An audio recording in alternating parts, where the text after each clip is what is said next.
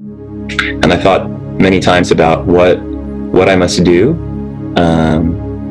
to earn the favor of God and be allowed to enter into paradise. Lalu saya berpikir, apa sih yang harus saya dapatkan atau yang harus saya lakukan supaya saya bisa mendapatkan tempat di surganya Allah? And of course, Islam has many things that is expected from a Muslim person to do. Ya, tentu saja tentu saja Islam banyak mengharapkan atau meminta seorang Muslim untuk melakukan sesuatu. Prayers, fasting during this month, zakat, the Hajj, all of these things. Ya, seperti zakat, naik haji, doa, sholat 5 waktu, dan banyak hal lainnya. But I knew that even if I did these things and I was doing them, I wasn't guaranteed to be able to enter paradise.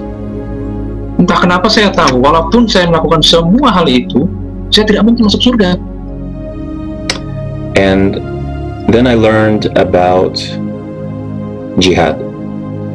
Lalu saya belajar tentang jihad. And at that time, I was a student in elementary school, but I was curious about the jihad that was taking place in Afghanistan.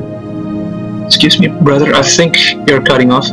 Do you mind to repeat it again, please? Sure, no problem.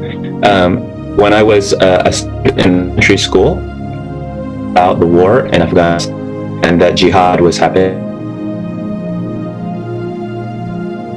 Hello? Can you hear me? Your voice still cutting off, sir. Do you mind to repeat it again? Sure. The war that was happening in Afghanistan. Okay. Kemudian perang terjadi di Afghanistan. And that jihad was happening there between Muslims and people from Russia. Kemudian jihad terjadi di sana antara orang-orang Muslim Afghanistan melawan orang-orang Rusia. And I remember hearing from my teachers that the Muslims who died in this war would be guaranteed paradise. Saya dengar dari bahwa orang-orang Muslim yang mati dalam peperangan tersebut pasti akan masuk surga. And at this point, I began thinking about jihad for myself. Dan mulai saat itu saya mulai berpikir tentang apakah saya akan mengikuti jihad. It seemed like a glorious way to live and die for God. Hal itu tampaknya menjadi luar biasa saat saya bisa mati dalam nama Tuhan. And so I began making plans on how I could leave my family's home and join the Taliban in Pakistan. Lalu saya berpikir bagaimana caranya bisa meninggalkan rumah orang tua saya dan bergabung dengan Taliban di Pakistan. But before I could begin my plan, my family was moved to the United States. Sebelum saya berhasil melakukan rencana saya tersebut, keluarga saya lalu pindah ke Amerika Serikat. It was at this time that Iraq invaded Kuwait and a war began between Iraq and Saudi Arabia. Oke, di saat saya pindah ke Amerika, di saat itu pula perang antara Irak dan Kuwait berkecamuk, kemudian buka front baru juga antara Irak dan Saudi Arabia. This war was happening, myself and my family were in the United States. Saat perang tersebut terjadi, saya dan keluarga saya berada di Amerika Serikat. I was so frustrated. Ya, saya sangat frustasi. I wanted to be side of the world fighting for God, not staying in America. Saya sebenarnya ingin berjuang di jalan Allah, bukan tinggal di Amerika. How can I live and die for God in a place like America? Bagaimana saya bisa hidup dan mati di jalan Allah ketika saya berada di Amerika? And an idea came to me. Lalu saya punya ide. I knew that many Americans knew nothing about Islam. Saya sangat tahu bahwa banyak orang Amerika tidak tahu sama sekali tentang apa itu Islam. If I used my knowledge and my training to teach Americans about Islam. Lalu saya manfaatkan pengetahuan saya dan pelatihan saya untuk mengajari orang-orang Amerika tentang Islam. Perhaps some of them would become Muslim. Bahkan beberapa di antara mereka menjadi Muslim. And perhaps this would be a great deed, a great thing in the eyes of God. Dan saya berpikir mungkin saja ini menjadi hal yang baik di mata Allah. And this was something I could not do in Saudi Arabia. Dan hal tersebut adalah sesuatu yang tidak pernah atau tidak mungkin saya lakukan di Saudi Arabia. Because in my mind, everyone in Saudi Arabia was already Muslim. Karena dalam pikiran saya pada waktu itu adalah semua orang di Saudi Arabia adalah Muslim. And so I thought, this is a special opportunity I have here that God has given me. Nah, saya rasa pada waktu itu ini adalah kesempatan yang sangat baik yang diberikan Allah kepada saya. And so I must do it. I must begin this. Ya, lalu saya berpikir saya harus lakukan ini, saya harus segera melakukan ini. And so I began studying apologetics and how to convince Christians that their belief was wrong and Islam was true. Oke, lalu saya berusaha mempelajari apologetika dan berusaha meyakinkan orang-orang Kristen Amerika bahwa agama Kristen itu salah dan Islam itu adalah agama yang paling benar. And I did this for 5 years. Dan saya melakukan hal tersebut selama 5 tahun. And in that time, I saw several people leave their old beliefs and become Muslim. Dan dalam kurun waktu tersebut, saya melihat banyak orang yang meninggalkan kepercayaan lamanya kemudian masuk menjadi Islam. And I began to believe that with enough time, anyone would become Muslim if you could simply present the evidence. Ya, dan saya yakin sedikit demi sedikit semua orang pasti akan masuk Islam jika saya mampu memberikan bukti-bukti. And so it was for this reason, as I became a young man and began thinking about building a family of my own, that I married an American Christian. Dan saya berpikir untuk memulai kehidupan berumah tangga, dan saya mau menikahi seorang gadis Amerika Kristen. Because if others had become Muslim, so would she. Karena saya berpikir jika semua orang menjadi Muslim, maka dia juga harus menjadi Muslim. But that's not what happened. Tapi faktanya bukan itu yang terjadi. Instead, once she began to learn the teachings of Islam, she rejected it. Bahkan kejadiannya adalah saat dia mempelajari Islam, malahan dia yang menolaknya. And so we were trapped in this relationship with neither of us wanting to become like the other. Maka kami berdua pun terjebak dalam hubungan di mana di antara kami tidak ada yang mau menjadi salah satu, tidak ada yang mau berpindah agama. But we were both hoping that with enough time, maybe the other would change. Tapi kami berdua berharap semoga suatu saat nanti salah satu. But my wife had a special weapon. Tapi istriku punya senjata rahasia, senjata ampuh. The weapon of prayer. Senjata ampuh itu adalah kekuatan doa. Praying for me constantly. Istriku selalu berdoa untuk diriku secara terus-menerus. And began inviting other Christians from many churches to also pray for me with her. Lalu dia juga mengundang banyak sekali orang Kristen dari berbagai gereja dan mereka semua berdoa untuk diriku. And all of these prayers had a powerful effect on me. Dan semua doa yang diucapkan itu mempunyai kekuatan yang sangat luar biasa terhadap diriku. I began to have strange thoughts. Aku mulai memiliki pikiran-pikiran yang aneh. Thoughts that later found out were actually verses from the Bible. Pikiran-pikiran yang semakin lama saya sadar bahwa itu adalah ayat-ayat dari Alkitab. I thought to myself, how can these good works that I do bring me closer to heaven? Lalu saya berpikir bagaimana hal-hal baik tersebut bisa membuat saya lebih dekat kepada surga.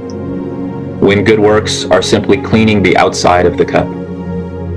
Saat padahal hanya perbuatan baik itu hanya membersihkan luarnya saja. When the inside of the cup is still dirty. Padahal sebenarnya apa yang di dalam cangkir itu sebenarnya masih kotor. I began to have thoughts that all of my good works were like filthy rags. Lalu saya mulai berpikir, jangan-jangan semua perbuatan baik saya hanyalah hal-hal biasa atau hal-hal yang kotor. Nobody had ever spoken such words to me. I didn't know they were from the Bible, but they would just come into my mind. Sebelumnya tidak ada seorang pun yang pernah menceritakan ayat-ayat tersebut kepada kami, dan ternyata memang ayat-ayat dari Alkitab. But I continued to fight against these thoughts. Tapi saya berusaha untuk melawan semua pikiran-pikiran tersebut. But in my discouragement, I also began to think more about jihad. Secara spiritual saya semakin berpikirkan tentang jihad. And began to wonder if that was the path that my life would lead to. Saya mulai berpikir kemanakah jalan hidup saya akan berakhir. And I thought more and more about dying for the cause of God. Lalu saya selalu mulai sering berpikir untuk mati di jalan Allah. I thought if I died, then this conflict inside me would be finished.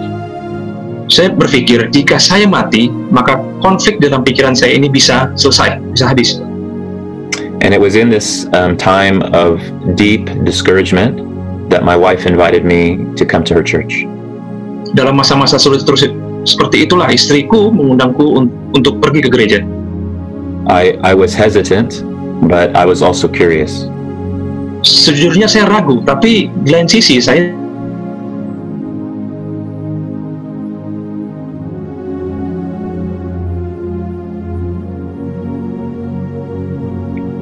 What was their prayer like?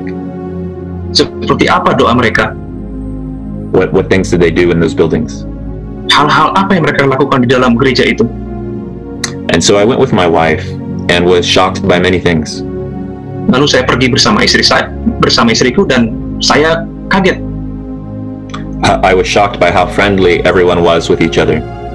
Saya kaget bagaimana bersahabatnya orang-orang di dalam gereja tersebut antara satu dengan yang lain. At first I thought this was very shameful. Come again, brother? I said at first I thought this was very shameful. Oke, pada mulanya saya berpikir, aduh, ini kok memalukan ya? I thought, how can these people behave this way in a place of prayer? Saya berpikir bagaimana orang-orang dalam gereja ini bertindak seperti itu di dalam tempat peribadatan seperti ini. But as I continued to watch them, I began to understand that this was about more than just perhatikan mereka, saya semakin sadar dan tahu bahwa gereja ini lebih dari tempat peribadatan. This was a place for the family of God to gather. Ini adalah tempat bagi keluarga Tuhan untuk berkumpul, to eat and drink together, untuk makan dan minum bersama, to worship God together, untuk menyembah Tuhan bersama, and to encourage one another. Dan saling menguatkan satu sama lain. And I began to feel a kind of jealousy for these Christians. Dan kemudian muncul rasa iri terhadap para orang-orang Kristen ini. They seemed to have a joy and a peace that I had never seen before. Nampaknya mereka memiliki kebahagiaan dan kedamaian yang belum pernah saya lihat sebelumnya. And I wanted that for myself. Dan aku ingin hal itu terjadi pada diriku. And so one day in the church, I prayed and asked God.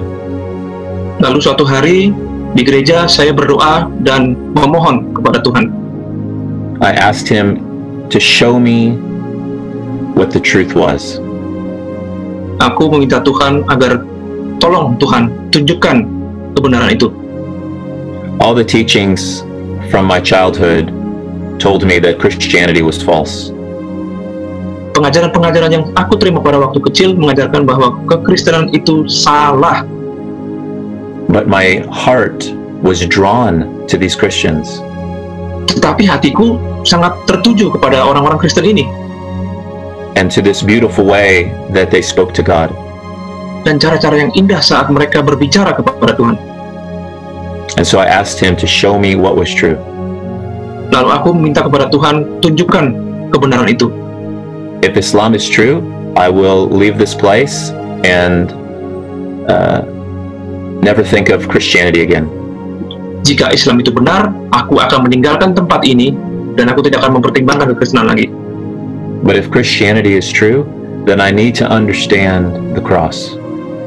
Jika kekristenan itu benar, maka aku harus tahu apa arti salib itu. And how this symbol of shame can bring so much joy and peace to so many people. Dan bagaimana simbol kehinaan itu dapat memberikan kebahagiaan dan kedamaian bagi banyak orang.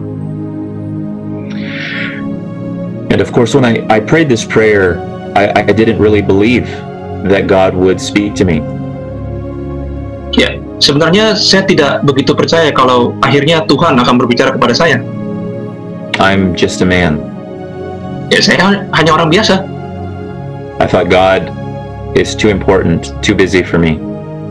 Ya, saya selalu berpikir ya Tuhan mungkin sibuk untuk saya. But when I prayed that prayer, immediately I began to have a vision. Tapi saat saya berdoa, saya mengalami penglihatan-penglihatan. And in this vision, I saw the prophet Isa being nailed to a cross. Dalam penglihatan itu, saya melihat Nabi Isa terpaku di kayu salib. And as the cross was lifted up by the soldiers, and I looked at him, I realized he was more than a prophet. Saat kayu salib itu ditegakkan oleh para prajurit, lalu saya melihat salib itu, kemudian saya sadar dia lebih dari seorang nabi. I realized that looking into his face was like looking into the face of God. Saya lalu sadar saat melihat wajahnya, saya seperti melihat wajah Tuhan. And I realized as he hung, bleeding on that cross, he was not defeated. Lalu saya sadar saat dia berdarah dengan hebat, saat dia tergantung di salib itu, sesungguhnya dia tidak dikalahkan. He was instead defeating and shaming all the powers, all the authorities that put him on that cross. Sesungguhnya saat dia disalib, dia justru mengalahkan semua kuasa dan semua hal-hal yang membuat dia. And as I continued to watch, I saw a great shadow fall over all the land. Saat saya melihat kejadian tersebut, lalu tiba-tiba bayangan melingkupi semua daerah itu. And I felt in my spirit that this shadow was human sin and my sin. Lalu saya merasa bayangan-bayangan tersebut adalah dosa manusia dan dosa saya sendiri. And I saw that this shadow was moving from all directions into the body of Jesus. Dan lalu saya melihat semua bayangan itu masuk ke tubuh Yesus. And that in his body he was breaking even the power of sin. Bahkan dalam tubuhnya pun dia mampu mematahkan kutuk-kutuk dosa. And that he took onto himself every human sin from the beginning to the end. Dan dia mengambil seluruh dosa manusia mulai dari awal sampai akhir. So that when he cried out with his last breath, it is finished. It was finished. Lalu dia mengucapkan sebelum dia menghembuskan nafas terakhir, sudah selesai. And I remember thinking as I watched him die, what was happening to God, I wondered. Lalu saat saya melihat dia perlahan-lahan mati, saya lalu bertanya, sebenarnya apa yang terjadi dengan Tuhan? It is impossible for anyone to kill God. Sangat mustahil bagi orang untuk membunuh Tuhan. But then I had this sense again in my spirit that though his body was dead, he is still very much alive. Lalu saya punya perasaan yang kuat bahwa sebenarnya hanya tubuhnya saja yang mati. Sesungguhnya dia masih tetap hidup. And I felt as if he was speaking to my heart that this is the way I made for you. Dan saya merasa bahwa Tuhan Yesus berkata kepada saya, inilah jalan yang sudah kutentukan bagimu. I suffered this pain and this shame for you. Aku merasakan kesakitan hanya untuk dirimu. To give you victory. Untuk memberikanmu kemenangan. And to give you life forever. Dan memberikanmu kehidupan selama-lamanya. I have defeated even death. Saya bahkan sudah mengalahkan maut. And this victory can be yours. Dan kemenangan ini bisa menjadi milikmu. But you must choose. Tetapi engkau harus memilih. Which way you will go. Ke arah mana kamu akan tuju. And when the vision finished, immediately I knew that I needed to give my life to Him. Saat penglihatan itu berakhir, saya langsung tahu bahwa saya harus menyerahkan hidup saya untuk Tuhan. I spent my whole life to that point wanting to die for God. Sudah lama sekali saya ingin mati dalam jalan Tuhan. Dying seemed better than life.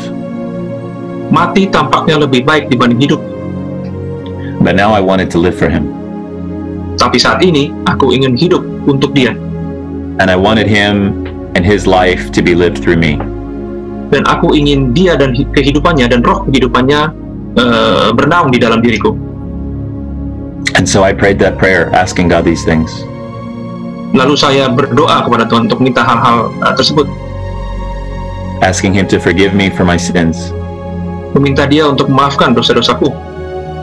Asking Him to be the Lord of my life.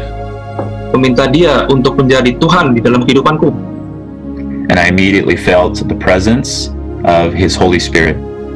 Dan saya langsung merasakan kehadiran Roh Kudus itu. I felt His peace and His joy inside me. Saya merasakan ketenangan dan kebahagiaan ada di dalam diriku. And I was born again. Dan saya lahir baru. So that was about 25 years ago. Ya, itu kisah 25 tahun yang lalu. I have had a long journey with Jesus since that time. Semenjak saat itu, I have seen many amazing things. Saya telah melihat banyak hal yang luar biasa. I have suffered very painful things. Saya juga mengalami kesakitan yang luar biasa. But through every day of this 25 years, He has never left me. He has always been faithful to me. Tapi selama 25 tahun tersebut, Dia tidak pernah sedikit pun meninggalkanku. Dia selalu berada di dalamku. And though my choice to follow Jesus cost me most of my family and many other worldly things, I do not regret it. Walaupun harga yang harus saya bayar saat begitu Yesus adalah kehilangan keluarga dan hal-hal duniawi lainnya, saya tidak menyesal sama sekali. And I am so thankful to belong to this great family of God all over the world. Dan saya sangat bersyukur sekali bisa bersatu dengan keluarga-keluarga Tuhan di seluruh dunia.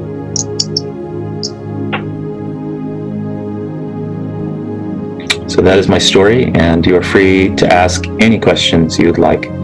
Ya, itulah kisah saya, dan Anda dipersilakan untuk bertanya apapun kepada saya.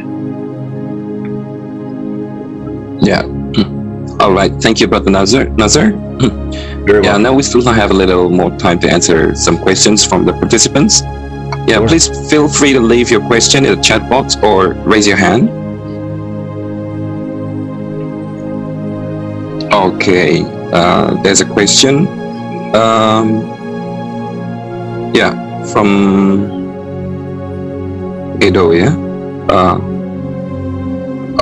What do you think as a Christian apologist regarding your rejection of Islam, yeah? And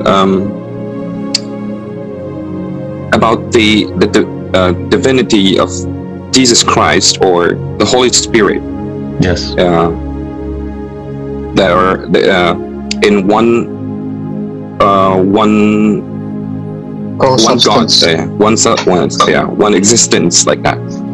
Okay, the Trinity.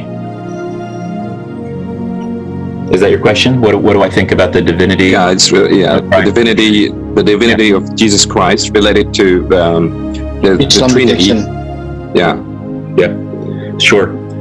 So when I was a Muslim, I was taught about these things and how ridiculous they seem.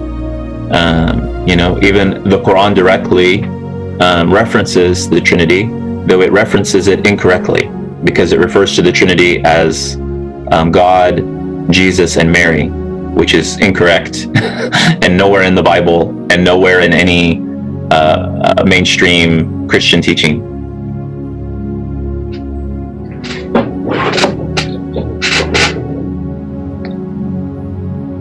Do you want me to just continue, or okay, I'm sorry. I kind of distracted you. Do you mind to repeat it again, please? I'm sorry, I'm kind of distracted. I'm sorry.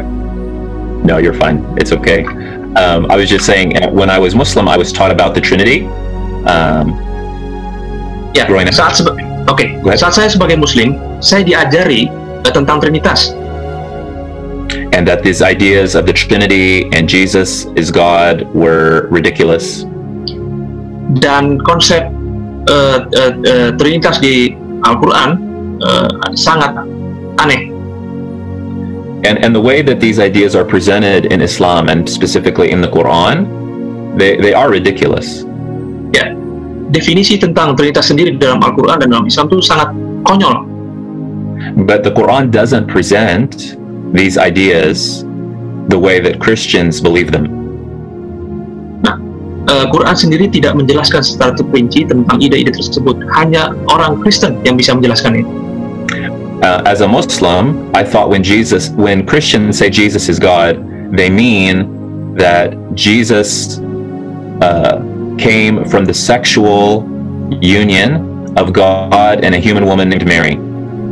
Saat saya menjadi Muslim, saat orang Kristen berkata bahwa Yesus adalah Tuhan, saya selalu berpikir bahwa Yesus berasal dari hubungan intim antara Tuhan dengan seorang wanita yang bernama Miriam.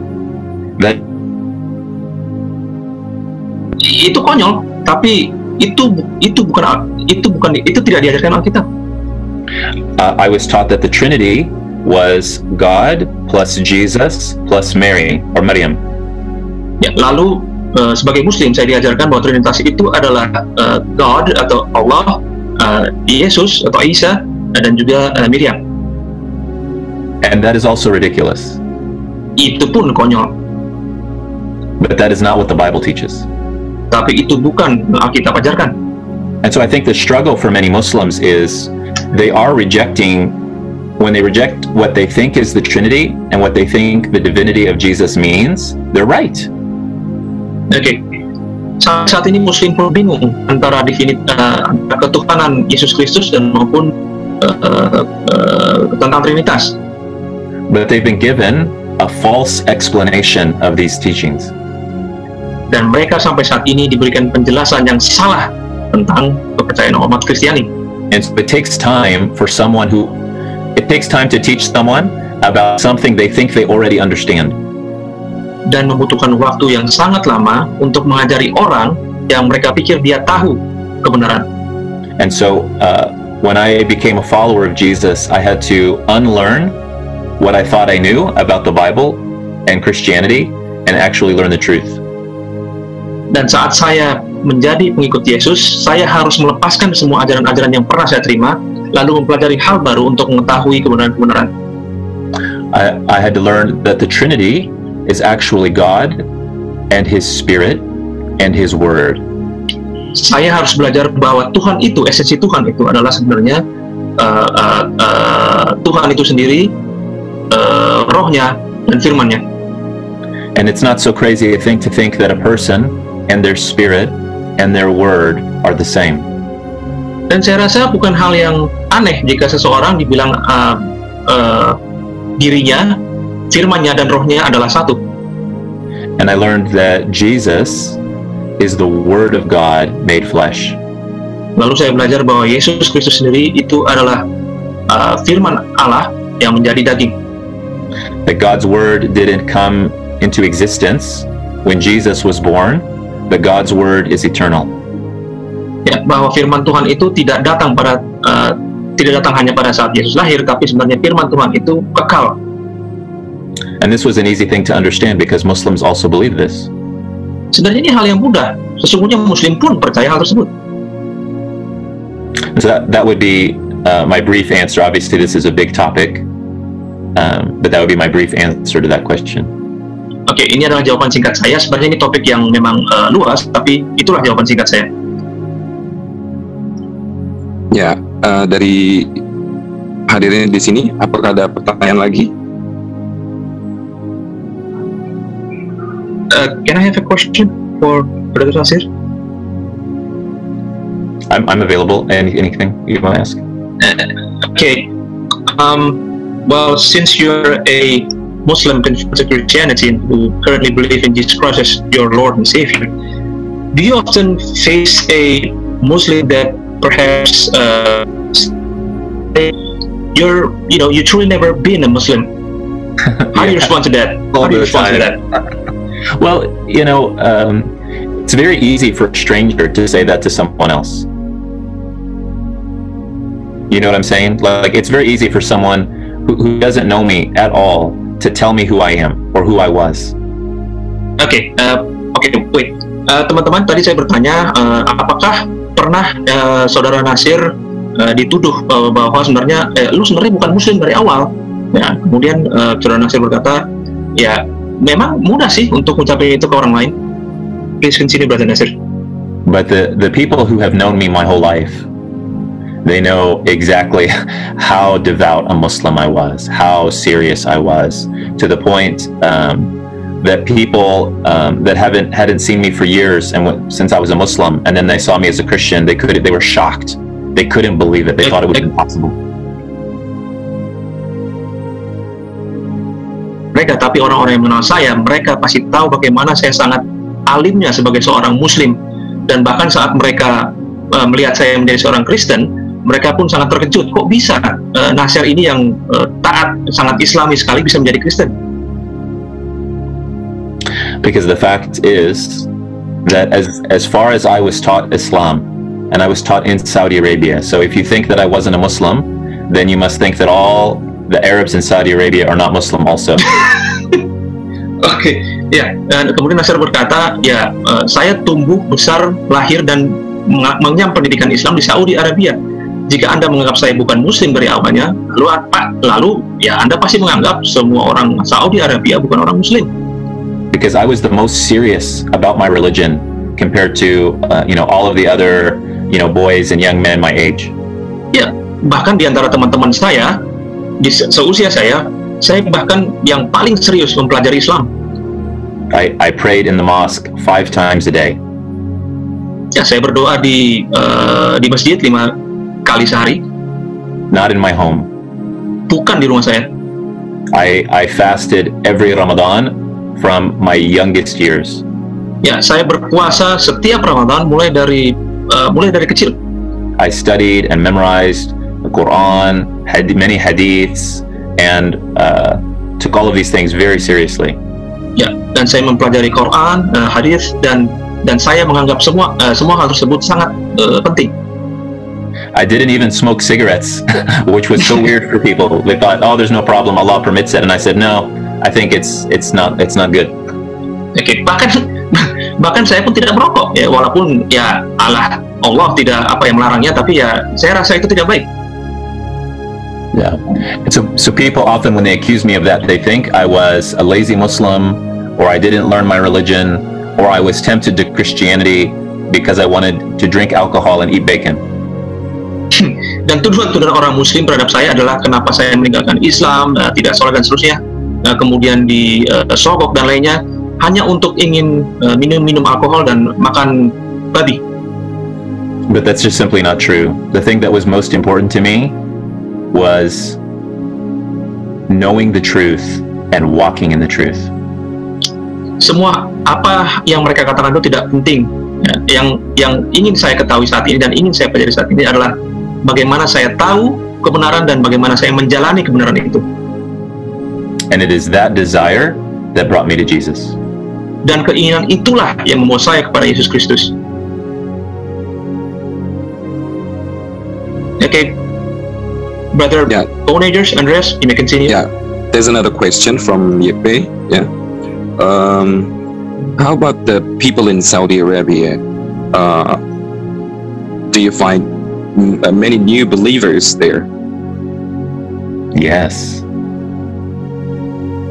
Yes. You know, when I came to Christ 25 years ago, I didn't know of any Saudi Christians in the whole world. Oke, saya terjemahkan dulu sebentar. Saudara, ada yang bertanya bahwa apakah di Saudi Arabia banyak orang Kristen? Kemudian Nasir menjawab, iya. Ternyata saat ini banyak sekali orang Saudi yang menjadi Kristen. There was no brother Khalid, there was no brother Abdul Fadi, there's no one. Ya, dulu belum ada saudara Khalid, belum ada saudara Al-Fadi, belum ada siapa-siapa. And I felt very alone. Dan saya sangat kesepian. But over the last 25 years, I've seen God open the eyes of more and more people from Saudi Arabia. Dan selama 25 tahun ini, mata orang Saudi Arabia untuk percaya kepada Yesus.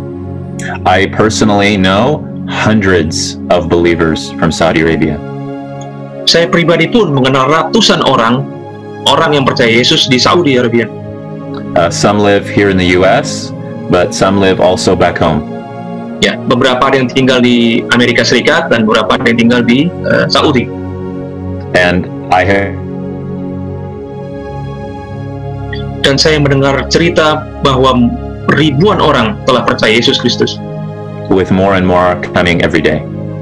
Dan semakin orang banyak berbondong-bondong setiap harinya. Which is, amazing. I think it's a miracle of God. Dan saya rasa itu luar biasa dan itu adalah mukjizat dari Tuhan.